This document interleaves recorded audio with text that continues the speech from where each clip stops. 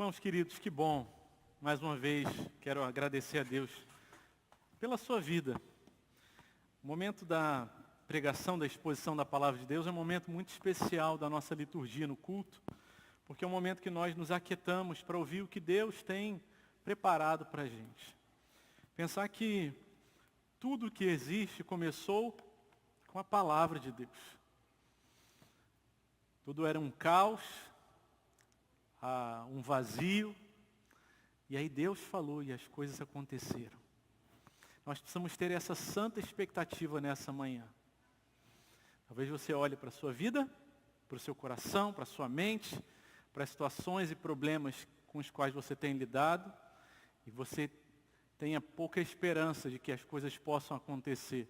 Você não vê recursos, você não vê formas, soluções razoáveis para equacionar as coisas, mas tenha por certo na sua mente e no seu coração, Deus não precisa de nenhum recurso humano, físico, material para realizar a vontade dEle. Ele faz pela sua palavra.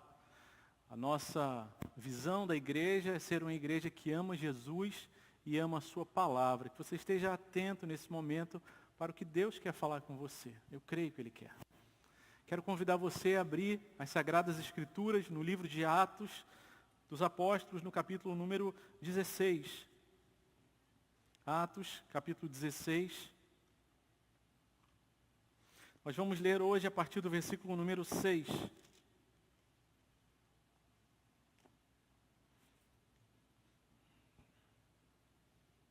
Atos, capítulo 16, versículo 6.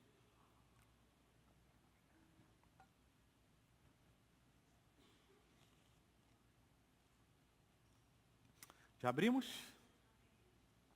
Bom, a palavra do Senhor nos diz: E percorreram a região frígio-gálata, tendo sido impedidos pelo Espírito Santo de pregar a palavra na província da Ásia. Chegando perto de Mísia, tentaram ir para Bitínia, mas o Espírito de Jesus não o permitiu. E tendo contornado Mísia, foram a Troade. À noite, Paulo teve uma visão no qual um homem da Macedônia estava em pé e lhe rogava, dizendo: passe a Macedônia e ajude-nos.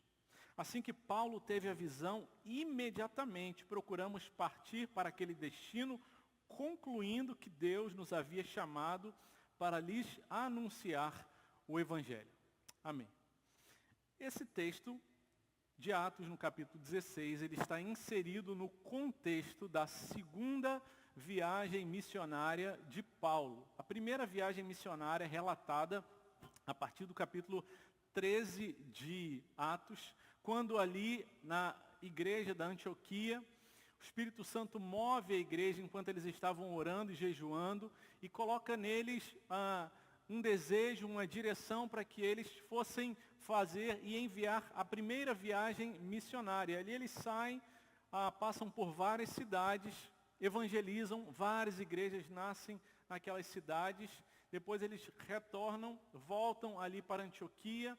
Uma controvérsia acontece ali por conta da demanda ou a necessidade da circuncisão e ficaram pensando, será que precisam ou não circuncidar? Aquela controvérsia foi tão grande que eles precisaram ir para Jerusalém, procurar os apóstolos e ajudar a resolver aquela situação. E assim eles o fizeram. A situação então foi resolvida. Ali naquele concílio uma declaração é dita, olha, não precisa circuncidar. Isso aqui era um ritual feito no passado, mas que já se cumpriu em Cristo. E aí não há mais essa necessidade. Ele diz, o que nós recomendamos apenas é que vocês possam evitar e não consumir ali carne de animais sacrificados, carne com sangue, e também a todo o custo, vocês não pratiquem imoralidades sexuais. Façam isso e vocês terão aí uma vida que agrada a Deus. As outras coisas Deus vai ensinando. Então eles voltam alegres, levam para Antioquia essa resolução e permanecem ali. Então, naquela convivência, naquela permanência, eles entendem que Deus novamente os estava chamando. A primeira viagem missionária foi capitaneada por Paulo e Barnabé. E eles pensam, nós devemos agora, nessa viagem missionária começar inicialmente passando pelas mesmas cidades e fortalecendo os irmãos, encorajando e dizendo para eles o que eles precisam fazer para crescerem espiritualmente. Ali uma nova controvérsia aparece.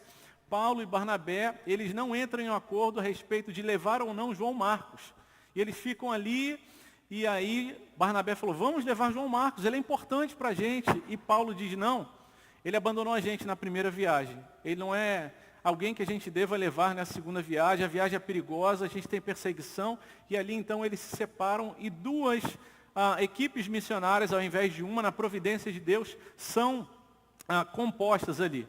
Então Paulo vai com Silas, depois Timóteo se junta àquela equipe e Barnabé segue com João Marcos e outros irmãos daquela equipe. E isso é o que diz ali até o versículo 5 do capítulo 16.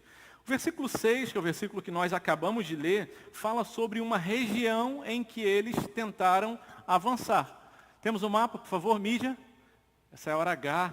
Será que vai dar certo? Atenção. Pode apagar essas luzes da frente, por gentileza. Ali, em verde, nós temos Jerusalém, Cesareia e Antioquia subindo nessa linha tracejada. E eles estavam ali na Antioquia e entenderam que eles deveriam pregar o evangelho ali para a província da Ásia. É dita ali a região Frígio-Gálata, que é à direita ali onde está escrito a palavra Ásia. Acontece que por duas vezes nós lemos, primeiro, que eles foram impedidos pelo Espírito Santo de pregar a palavra na província da Ásia. Eles tentaram ir, uma coisa justa, uma direção que eles entendiam vir da parte de Deus, mas o Espírito Santo impediu que eles fossem para ali.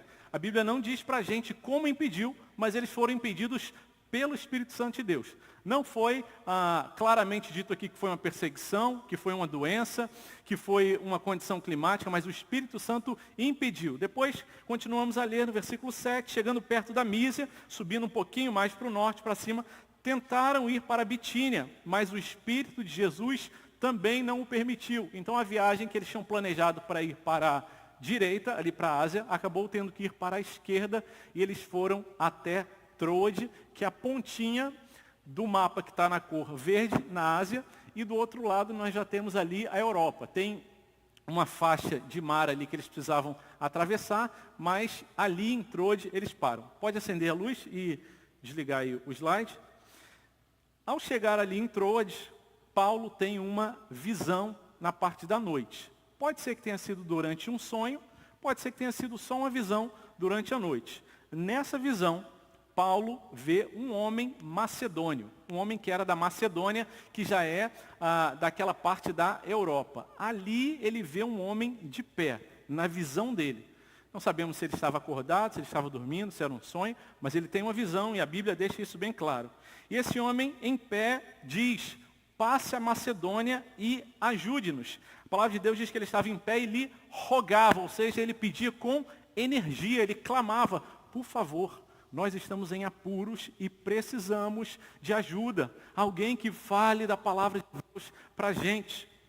Assim que Paulo teve essa visão, e aí a Bíblia não dá detalhes se essa visão ela foi mais demorada, menos demorada, com mais ou menos detalhes, mas revela e registra para a gente o que é suficiente e necessário. Assim que ele teve a visão, imediatamente, sem perda de tempo, procuramos partir para aquele destino. E aqui os comentaristas dizem que esse verbo, na segunda pessoa do plural, no nós procuramos partir, possivelmente estaria incluindo o autor do livro ali, Lucas. Então é possível que Lucas esteja se incluindo nesse procuramos aqui e fizesse então parte dessa equipe missionária de Paulo. Procuramos partir para aquele destino, o destino da Macedônia, onde eles concluíram ali a visão, concluindo que Deus os havia chamado para lhes anunciar o Evangelho, e assim eles seguem.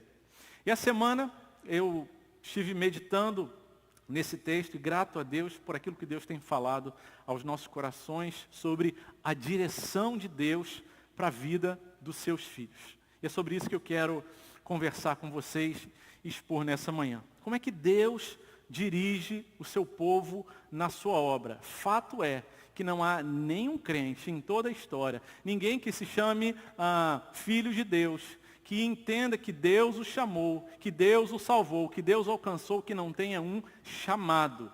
Todos nós temos uma vocação da parte de Deus. Primeiro, Deus nos chama para a salvação, e todos os chamados são também enviados. Se você está aqui nessa manhã, se você está acompanhando a gente pela internet, se você está assistindo essa mensagem em algum tempo depois, porque ela fica disponível no YouTube, e você ouve essa mensagem e você é crente, se você é de verdade salvo, Deus tem um chamado para você, uma missão, algum lugar para onde Deus intenciona, tem o propósito de te enviar. Todos os servos de Deus, eles são chamados e também são enviados. Nós vemos isso de forma mais simbólica e mais evidente ali no chamado de Abraão, em Gênesis, no capítulo 12. Deus fala para Abraão, sai da tua terra, da tua parentela e vai para a terra que eu te mostrarei. O chamado dele para um lugar que ele não sabia, mas a missão dele era, seja tu uma bênção. Eu abençoarei os que te abençoarem e amaldiçoarei os que te amaldiçoarem, é o que Deus diz para Abraão. Mas a ordem que Deus dá para Abraão é, vai para a terra que eu te mostrar e seja ali uma bênção. Esse é o chamado primordial de cada um de nós, sermos uma bênção. Produzirmos, fazermos obras que glorifiquem o nome de Deus, que tornem a Deus conhecido, conectar pessoas a Jesus, ao conhecimento da revelação de Deus. Você tem essa missão. Você pode ser mais novo, mais velho, mais ou menos tempo de igreja, mas se você tem convicção, eu sou crente mesmo, eu não tenho dúvida disso. Eu não estou sentado na janela ou ainda esperando para ver, não, eu sei que eu sou crente. Deus tem um chamado para você. Deus tem uma missão para você, para cada um dos seus filhos. Ninguém foi chamado para ficar vendo a banda passar, sentado esquentando o banco na igreja, mas há um chamado de Deus para a sua vida. E como é que Deus encaminha, conduz o seu povo? De várias formas.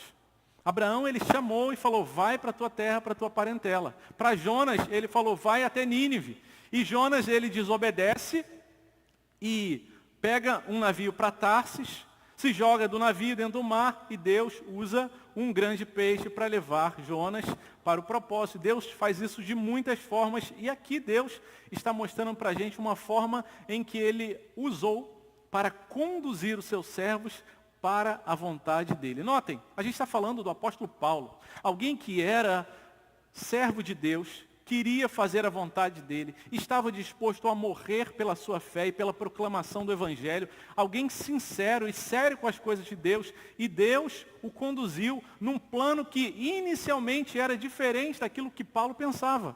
O plano inicial de Paulo é, vamos voltar nas igrejas e vamos fortalecê-las. As mesmas igrejas que nós já estivemos antes evangelizando, agora a gente vai passar lá e discipular, fortalecer a igreja. Mas Deus tinha um outro plano. E diz a palavra de Deus que eles tentaram ir para aquela região mais à direita, mais para aquele canto ali, região da província da Ásia, região frígio-gálata. Mas a palavra de Deus que o Espírito Santo os impediu de pregar a palavra ali.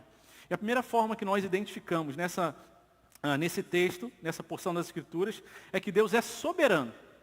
E Ele também dirige os seus servos fechando portas. Deus, Ele é soberano.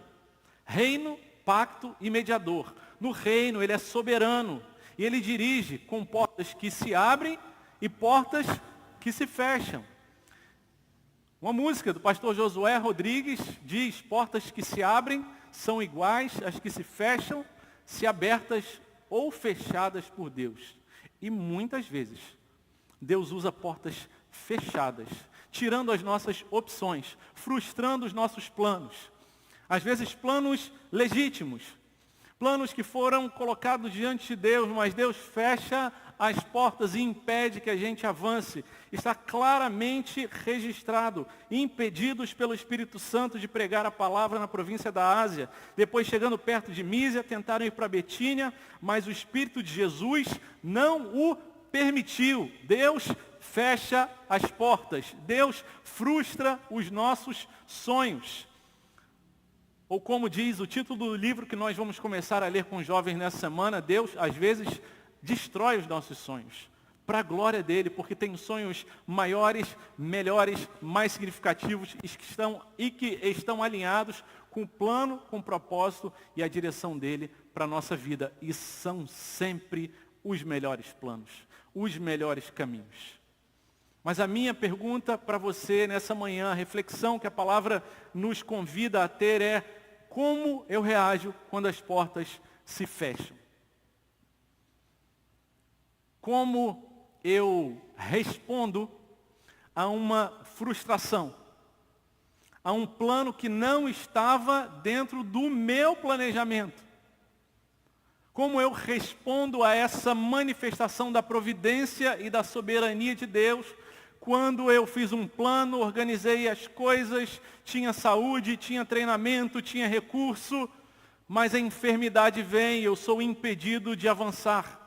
Quando eu sonhei que teria uma família perfeita, filhos servindo ao Senhor, um esposo, uma esposa também servindo ao Senhor, e parece que as coisas não acontecem conforme eu planejei e as portas são fechadas por um Deus soberano que não tem nenhuma obrigação de nos dar satisfação. Ele nos salvou pela graça, nos mantém pela graça, amorosamente nos conduz, às vezes nos permite conhecer algumas coisas, mas muitas vezes ele simplesmente diz: meu filho, minha amada filha, só descansa, confia e obedece. Portas que se abrem são iguais às que se fecham, se abertas ou fechadas por Deus. O ano era 2013. Eu, Marcele, Samuel, Marisol pequenininha, Marisol nasceu em 2012, ela tinha ali 1 ano e pouquinho. Subíamos para mais uma viagem para a aldeia, saindo ali da sede do município de São Gabriel da Cachoeira. Subimos ali na nossa voadeira, bagagem para passar mais 4 meses na aldeia, alimentação e todas as outras providências necessárias. E subimos ali para a aldeia, viagem de 200 quilômetros, os irmãos já ouviram isso muitas vezes. Chegando lá na aldeia, começamos a organizar nossas coisas. Nós já estávamos lá desde 2010. Ou seja, esse era o 4º ano que a gente estava realizando o nosso trabalho ali. Trabalho de saúde. Eu como médico, Marcele como técnica de enfermagem, um projeto que era relevante, não era de fachada. O único médico num raio de 200 quilômetros. E a gente trabalhando ali.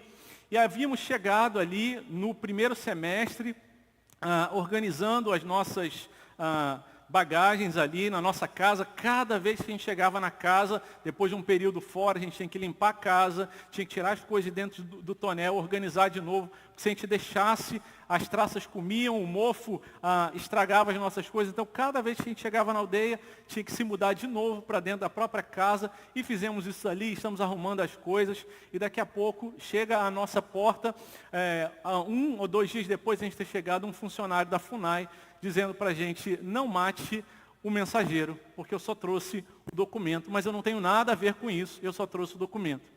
E o documento dizia: vocês estão aqui na aldeia, mas vocês estão ilegalmente, vocês não têm autorização para subir e permanecer aqui na área indígena, vocês têm que descer e prestar esclarecimentos. Não era verdade. Toda vez que a gente subia para fazer a nossa viagem, saía da sede do município e ia para a aldeia, nós passávamos no escritório regional da FUNAI, pegávamos uma autorização e subíamos. E nós tínhamos autorização daquele tempo. Mas diante daquele documento a gente entendeu: bem, acabamos de chegar, mas a gente precisa descer. Vamos lá, a gente não deve nada. E descemos de novo, viagem de volta, tal, guardamos as coisas, pensando, a gente vai lá, explica o mal entendido, depois a gente volta e... tudo bem, vai dar certo. Chegamos lá, a FUNAI não nos recebeu, falou: olha, vão na Polícia Federal. A gente foi na Polícia Federal, ali a gente foi recebido, e o policial falou: o que vocês estão fazendo aqui? Eu falei: também não sei. A gente foi na secretaria, na sede regional aqui, falaram para a gente vir para cá, e manda para cá, enrola para lá, e o tempo vai passando, e o tempo vai passando, e a comunidade esperando a gente voltar para fazer o atendimento, e descem os representantes da comunidade, faz abaixo-assinado. O resultado da coisa é que, depois de muitos anos, com treinamento, com levantamento de sustento, com preparação, com igreja enviando, as portas ali naquela comunidade indígena de Taraquá Distrito se fecharam, e a gente não pôde mais voltar para morar. E pensamos: E agora, Deus? Nós saímos da nossa igreja, fomos enviados. Irmãos deram ofertas. Irmãs viúvas deram aquele pouquinho que tinham, investiram na nossa vida. E a gente falou, a gente vai fazer a obra lá, Deus está chamando. E de repente as portas se fecham. E agora, Deus, em ano de 2013, nós passamos o ano inteiro na cidade, tentando articular, tentando encontrar ali uma forma de a gente ter novamente uma autorização para voltar, mas nunca tivemos.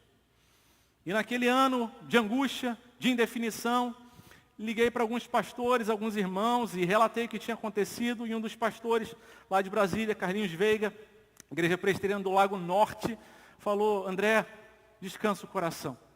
E foi esse texto que ele falou. Atos capítulo 16. Deus já impediu outros servos dele de levar a palavra. As portas foram fechadas, mas o evangelho já foi pregado. A semente já foi lançada. Descansa o teu coração. E aí o nosso coração começou a ser apaziguado e buscamos direção. E ali depois entendemos que realmente Deus tinha fechado aquelas portas, mesmo que a gente não entendesse, que não fizesse lógica para a gente. Não fizesse sentido para a nossa linha de raciocínio. E ali então fomos desenvolver outros trabalhos, assumir o pastoreio da igreja indígena, os irmãos conhecem um pouco da história, mas fato é que Deus também nos impediu. E o que fazer quando Deus fecha as portas? Você queria muito ter um filho, mas Deus falou, não. Você queria muito que seu casamento fosse restaurado, e você ora, você jejua, e Deus ainda não abriu a porta. Como é que a gente reage? A gente tem algumas formas para a gente reagir diante dos nossos planos frustrados. Você pode ficar com raiva de Deus, e tem gente que fica angustiado. Deus, o Senhor está errado. O Senhor não pode fazer isso. O Senhor está vendo como eu sou um servo fiel, como eu busco ao Senhor, como eu quero fazer a coisa certa. E fica com raiva, aborrecido com Deus. Ou você pode se deprimir e falar, Deus, eu sou um coitado, um miserável, eu não tenho valor, eu acho que eu não sou salvo mesmo, Deus está me impedindo. E esse é outro tipo de reação. Fato é que todos nós precisamos nos render diante da soberania de Deus e dizer, Deus, eu não entendo. Eu não consigo compreender o sentido do que o Senhor está fazendo na minha vida, nessas portas que estão se fechando. Mas eu me submeto ao Senhor e à tua vontade. Porque não é ministério, não é família, não é saúde, não é recurso financeiro, não é uma casa nova, não é uma cura que dá sentido para a minha existência. Mas a tua presença e a salvação em Cristo Jesus. Isso é difícil, isso não é fácil.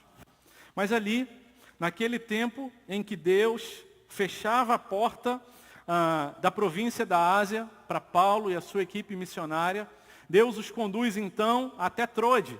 E ali em Trode, naquela cidade, na pontinha ali da Ásia, quase fronteira com a Colômbia, eles permanecem ali, a palavra de Deus não diz quanto tempo. Aliás, esses dois primeiros versículos 6 e 7, é possível que tenham se passado meses, eles tentando ir e voltando, e Deus trabalhando no coração e na mente dele, até que eles param ali em Trode.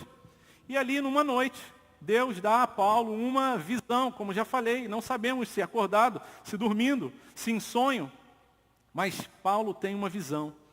E a segunda forma que eu quero destacar nessa manhã é que Deus usa as necessidades ao nosso redor para nos dirigir.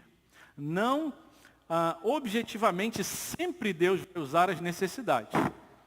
Às vezes a gente vê uma necessidade, mas a gente não sente a direção de Deus para agir ali. Mas Deus usa as necessidades, coisas que a gente tem a visão daquilo. Às vezes, em uma percepção extraordinária, espiritual, transcendente, sobrenatural, nós podemos ter uma visão como a de Paulo. Mas isso não é o mais comum. O mais comum é que Deus traga ao nosso coração um peso, uma sensibilização a uma necessidade. Nós lemos aqui, Paulo teve uma visão. Nessa visão ele viu um homem da Macedônia, e esse homem estava de pé, e ele rogava, implorava, pedia com energia, com veemência, por favor, Paulo, não demora. O povo está morrendo aqui, perdido, sem conhecer a salvação. Por favor, passe a Macedônia, e ajude-nos. Naquela visão, Paulo vê um homem que reconhecia que era incapaz de dar conta de resolver a grande demanda da sua vida, por isso ele pedia ajuda. Por isso ele clamava, e Deus tem usado as necessidades ao nosso redor para dirigir as nossas vidas. E muitas vezes, as portas fechadas de Deus são a forma que Deus vai nos conduzir para abrir os nossos olhos para alguma outra necessidade. Submeta-se, renda-se diante da porta fechada de Deus, dizendo, Deus, é assim que o Senhor quer? Esse é o seu plano. Eu não concordo. Falando com muita sinceridade, o Senhor conhece a pontinha de raiva até que está no meu coração, mas com temor e tremor e pela fé eu me submeto ao Senhor e digo, Deus, o que o Senhor tem para a minha vida? E Paulo ali vê aquele homem pedindo, por favor, passa a Macedônia, vem para cá. No final do ano de 2013, eu e Marcelo orando ali, o Senhor nos deu a oportunidade, privilégio, da gente ter mais contato com a igreja evangélica indígena do Areal, que fica na sede do município, não na aldeia, mas na sede do município de São Gabriel. Naquele ano eles falaram, nós estamos precisando de um novo pastor, de alguém que ajude a gente, porque a igreja está ficando fraca, a gente não está dando conta de resolver os nossos problemas. A gente já foi uma igreja forte, mas a gente está aqui ficando muito fraco, a gente não consegue resolver, a gente precisa de alguém que passe para cá e ajude a gente. Aí eu orei a Deus, procurei a minha consultora, a minha auxiliadora idônea, falei, Célia, e aí? Oramos, tá bom, vamos pensar a respeito. Minha formação inicial não era como pastor, era como médico, como missionário. E aí entendemos, havia uma necessidade ali a ser atendida, uma igreja.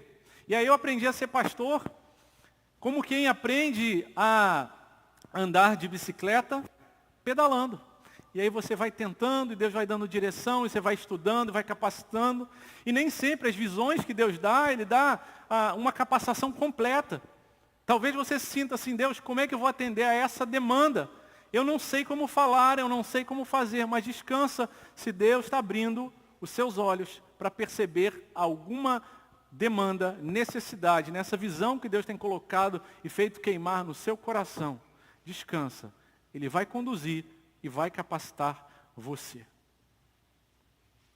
E orando essa semana, pensando a respeito desse texto, eu pensei, nós temos no universo amostral, se a gente pegar todos os crentes de todo o tempo, nós temos 3 grupos de pessoas. Aqueles que ainda não conhecem o seu chamado, aqueles que não sabem o que estão fazendo como crente. Eu estou aqui, mas eu não sei como é que eu sirvo a Deus. Aqueles que já conhecem o seu chamado. Eu sei, Deus já tem colocado no meu coração servir nesse ministério, alcançar a vida dessas pessoas, aplicar os meus esforços nessa demanda. Já sabe, mas ainda não obedeceram. E nós temos o terceiro grupo, aqueles que já sabem e que já têm obedecido, ou talvez não tenham obedecido da forma plena. Em qual dos 3 grupos você se encontra? É a segunda pergunta dessa manhã. Será que você já tem o discernimento de Deus de que necessidade o Senhor tem me conduzido para atender? E meus irmãos, às vezes é uma necessidade de ordem material, mas que vai apontar no final das contas para a cruz de Cristo. Alguma situação de uma porta fechada, de um relacionamento, de alguma coisa que alguém tem passado, alguma situação de saúde, financeira, mas você cruzou com aquela pessoa não por coincidência, mas por ação e promoção da providência de Deus. Alguém no seu trabalho, que você vê com um semblante descaído. Alguém da sua faculdade, que você vê mais entristecido. Alguém da sua vizinhança, que tinha um sorriso e agora anda soturno e não tem mais, parece, esperança na vida. Alguém que Deus tem colocado na vida dos crentes, para, assim como fez com Abraão, e disse para Abraão, seja você uma bênção. Ele diz para mim e para você. Você acha que você tem consultório? Que aquele teu vizinho, que aquele teu colega de classe, que aquela pessoa do seu grupo de corrida, que aquela pessoa com qual você convive, seja qual for o ambiente, que está numa fila do banco com você, está ali aleatoriamente. Não! É resultado da providência de Deus conduzindo a gente para as necessidades que as pessoas têm. Para as necessidades de conhecer a Cristo. Ao ouvir aquela visão, ao ter aquela visão e compartilhar aquela visão, a palavra de Deus diz no versículo 10, duas palavras, dois termos que apontam para a gente a necessidade de uma resposta imediata. A primeira é assim que, no versículo 10, ou logo que, Paulo teve a visão. E o segundo termo é imediatamente. Não houve demora, eles entenderam. Olha, é para cá que eu preciso ir. E quando Deus conduz a gente a alguma necessidade, quando Deus despertou você, às vezes Deus não despertou ninguém ao seu redor, mas despertou você e você viu. E não são poucos os exemplos de pessoas que veem uma necessidade e falam, pastor, está acontecendo isso, isso assim com aquela pessoa. E a primeira pergunta que a gente faz é, e aí, o que você fez com isso? Foi Deus quem fez com que você visse a necessidade dessa pessoa. Eu não sei o que fazer. Já conversou com ela? Já orou com ela? Já procurou se inteirar de mais detalhes sobre possibilidade de como resolver aquela situação? Já teve o pensamento de dizer para essa pessoa que, no fundo, os nossos problemas, as nossas lutas, as nossas mazelas, os nossos sofrimentos, são resultado da queda, da separação do homem com Deus, e que Jesus é a solução de Deus para essa situação também, que se Deus não solucionar, não resolver, é a solução para o coração, para aquela pessoa ter graça de Deus, para continuar vivendo, sustentado por essa graça dia após dia. Assim que tiveram a visão, imediatamente, eles procuraram partir para aquele destino.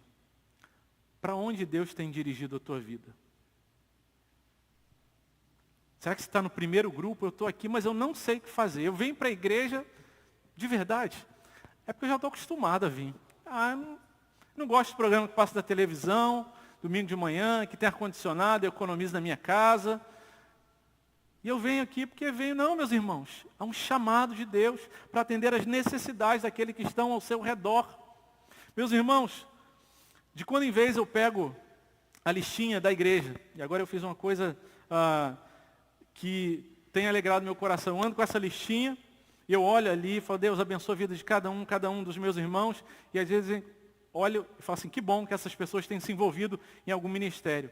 Mas tem gente que ainda não se envolveu em ministério nenhum, que a gente já convidou, que a gente apresentou a possibilidade. Não dá para mim, eu sou muito ocupado, E não significa dizer que necessariamente você tem que ter um ministério na igreja, mas que você tem uma visão e um chamado de Deus, você tem, e é importante ter isso claro em sua vida. Assim que eles tiveram a visão, imediatamente eles procuraram partir para aquele destino. E reparem a palavra que vem depois da vírgula. Concluindo que Deus nos havia chamado para lhes anunciar o Evangelho. O próximo verbo diz concluindo. Paulo teve uma visão extraordinária, é verdade. Compartilhou a visão com os irmãos. Mas eles pensaram, raciocinaram, usaram a razão para pensar, será que faz sentido? E aí eles, quem sabe, pensaram, a gente tentou ir para a província da Ásia, para a região frígio-gálata, e a gente não conseguiu ir. Então a gente chega à conclusão de que na Europa, e ali começa a evangelização da Europa, meus irmãos, concluíram que havia necessidade ali também de pregar a palavra de Deus. E talvez as portas que Deus tem fechado na sua vida são para que você racionalmente conclua, Deus, o Senhor tem me dado graça de viver com essas portas fechadas, com os planos frustrados, mas eu ainda estou de pé. Quem sabe tem outras pessoas que têm visto as mesmas portas fechadas na sua vida, não têm tido as mesmas oportunidades, só que estão em completo desespero porque não conhecem o Senhor. Concluir é uma coisa da ordem racional, é fazer as contas, é colocar na balança e falar assim, faz sentido. Deixa eu dar esse passo de fé e perceber se Deus está confirmando, se é um testemunho da comunidade, da igreja, dizendo, olha, você leva jeito para isso, vai em frente, é assim mesmo. Eles concluíram. E o que me chama muito a atenção nesse texto aqui também, é que Atos dos Apóstolos é também por alguns comentaristas chamados de Atos do Espírito Santo. Meus irmãos, eu creio que o Espírito Santo de Deus é vivo, é o Deus presente aqui, é o Consolador e que se manifesta de formas extraordinárias, que cura, que liberta, que faz coisas que a gente não consegue explicar. Mas eu entendo e creio também que o Espírito Santo conduz a gente na nossa razão. A gente não tem ninguém gritando aqui. A gente não tem ninguém tendo uma manifestação extraordinária.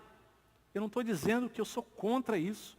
Mas eu estou dizendo que, meus irmãos, a vida do crente é muito mais feita do feijão e arroz, do dia a dia, da direção de Deus, da constância, do amor, do que de grandes banquetes e de situações extraordinárias. Apenas é dito aqui, foi fechada a porta, fomos impedidos.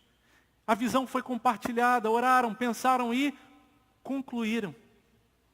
Quem sabe você está esperando um anjo aparecer para dizer, passa para esse lugar. Esse é o seu ministério. Quando muitas vezes Deus já mostrou o seu vizinho que não conhece a Jesus. A pessoa com a qual você convive, que não conhece a Jesus. Qual vai ser a nossa resposta diante da direção de Deus para as nossas vidas? Em qual dos grupos você está? E com essa última reflexão, eu quero convidar você a pensar e, assim como Deus chamou ao longo dos anos muitos servos para enviar, assim como Ele chamou Isaías, capítulo 6, versículo 8, depois da morte do rei Uzias, Ele pergunta, quem eu enviarei? Quem irá por nós? Isaías responde, Senhor, envia-me a mim. O chamado e a convocação de Deus para cada um de nós é esse. Você está pronto? Você está disposto? Você não precisa ter todas as respostas. Mas se isso faz sentido para a sua mente e para o seu coração, hoje é dia de dizer sim. Eu não sei como, Deus, mas eis-me aqui, envia-me a mim.